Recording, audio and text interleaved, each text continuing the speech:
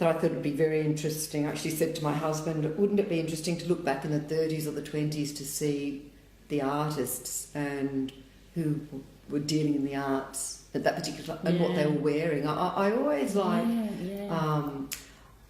I like objects and clothing and fashion because I think it says a lot about a society of the time. And I said, wouldn't it be great if we had a record now? And that's what gave me the idea that I'll go and take photographs, 2 snapshots of people at art shows. I just go to art exhibitions and go and ask an artist.